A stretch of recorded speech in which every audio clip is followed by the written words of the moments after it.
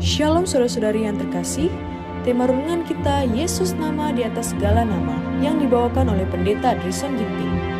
Selamat pagi, semoga kita dalam keadaan baik dan sehat-sehat saja bersama kembali dalam renungan kita hari ini Rabu 21 Agustus 2024 yang berjudul yang menyatakan kebenaran. Ayatnya di dalam 1 Yohanes 1 ayat yang ke-6.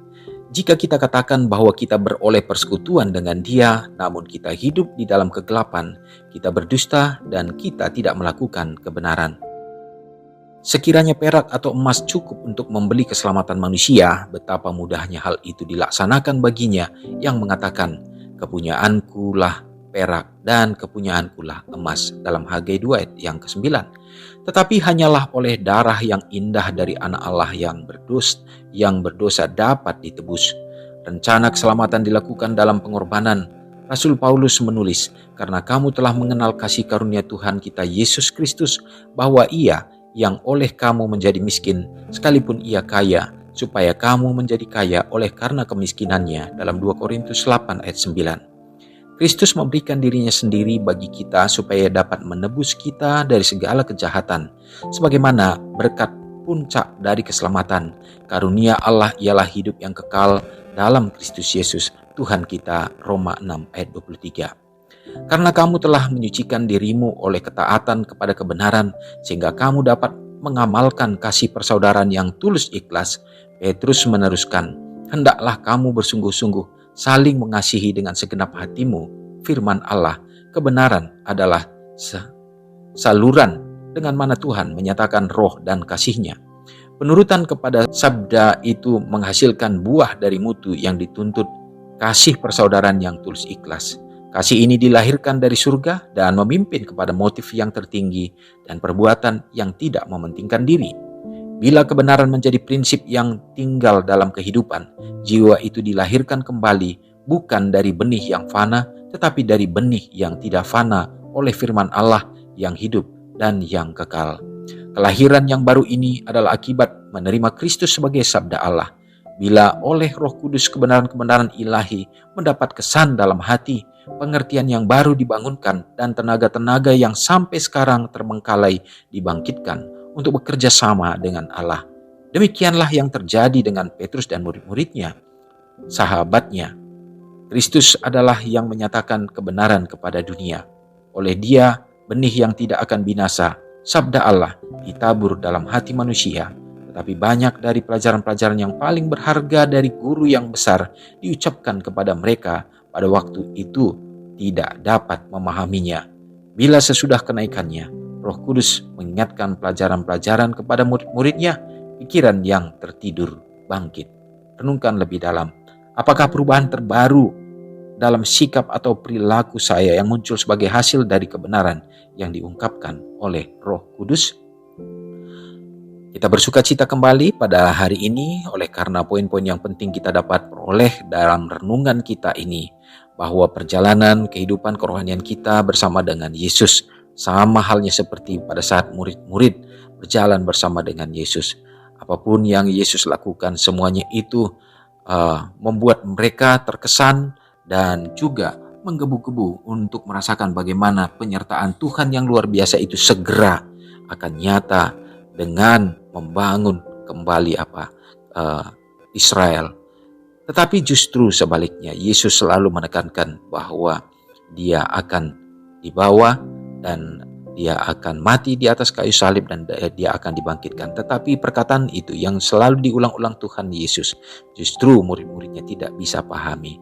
Namun di kemudian, setelah Yesus berada dalam penggenapan apa yang Dia sudah utarakan itu, barulah murid-murid menyadari, dan melalui kuasa Roh Kudus maka mereka dituntun, mereka dikuatkan, sehingga iman mereka pun semakin disempurnakan. Mereka siap untuk menyaksikannya. Demikian juga terkadang kita membutuhkan juga kuasa Roh Kudus. Mungkin sekarang ini kita memiliki progresif yang belum maksimal dalam iman percaya, tetapi pada saat kita tidak pernah berhenti, kita selalu berharap dan setia dalam tuntunan kuasa Roh Kudus, maka nanti di kemudian hari kita akan semakin diteguhkan Dan pada saat kita menghadapi tantangan, cobaan, itulah yang menjadi modal bagi kita. kita akan merasakan bahwa benar, bahwa kita akan menghadapi bila mana kita hidup di dalam Tuhan, maka tantangan itu akan nyata sehingga kita akan kuat dan teguh untuk bergantung dalam tuntunannya. Semoga kasih Tuhan menolong kita, mempersiapkan kita dalam menantikan kedatangannya. Mari kita berdoa. Segala puji dan hormat ya Bapa kami sembahkan kehadirat-Mu oleh karena kasih Tuhan yang selalu menjadi bagian kami. Tak henti-hentinya ya Bapa, kami merasakan bahwa hanya Engkau yang selalu memberikan yang terbaik dan menjaga, melindungi kami, terutama memelihara iman percaya kami. Terlebih di akhir zaman ini ya Tuhan, kami tahu bahwa kami lemah dan kami menghadapi tantangan yang begitu besar, keinginan-keinginan duniawi, bahkan hidup dalam dosa-dosa yang menjadi satu kesenangan yang kadang Tuhan kami tidak anggap lagi menjadi satu kesalahan dan dosa. Tetapi kuasa Roh Kudus Tuhan mengingatkan kami ya Bapa, biarlah kami akan dipulihkan, dikuatkan untuk dapat menjadi pemenang-pemenang iman. Terima kasih Tuhan, biarlah tuntunan Tuhan, Roh Kudus-Mu hadir selalu dalam hati kami supaya menjaga kami ya Tuhan dan mengingatkan kami untuk tetap melakukan yang terbaik, dan iman kami hari demi hari semakin sempurna. Hari ini dimanapun umat-Mu Tuhan berada, baik di pedesaan, di perkotaan, dalam segala rencana-rencana kehidupan, pekerjaan, usaha tangan yang dilakukan untuk mencukupi nafkah bagi keluarga, Tuhan bukakan tingkap langit, mencurahkan berkat yang berkelimpahan. Berkati juga bagi bangsa dan negara kami ya Tuhan. Biarlah melalui hikmat, akal budi, kebijaksanaan yang Tuhan berikan bagi para pimpinan untuk dapat mengaturkan dan menuntun, mengarahkan semua roda pemerintahan berjalan dengan baik. Harapan kami sebagai anak-anak Tuhan, kami tetap memiliki kebebasan untuk memuji, memuliakan Tuhan pada hari yang Tuhan sudah tentukan. Berkati juga tentunya orang-orang tua yang sudah lanjut usia. Peliharakanlah hidup mereka supaya mereka juga tetap setia dalam iman dan penantian akan kedatangan Tuhan. Bapa, terpujilah Engkau, hamba-Mu yakin dan percaya begitu banyak umat-Mu yang bersuka cita merayakan hari ulang tahun pada hari ini. Peliharakanlah hidup mereka, pertambahkan kesehatan dan panjang umur, dan biarlah Tuhan akan isi dengan kebahagiaan. Semoga kasih dan berkat yang sama menjadi bagian kami. Terpujilah Engkau Tuhan dan mengampuni dosa kami. Doa ini hamba serahkan dalam nama Yesus yang sudah menyelamatkan kami. Amin. Selamat pagi, selamat beraktivitas, Tuhan Yesus memberkati. Ingatlah Matius 5 ayat 13-16. Biarlah kamu menjadi garam yang mengasinkan dan terang yang menyinari kehidupan orang lain. Jangan lupa subscribe, like, dan share ke seluruh dunia.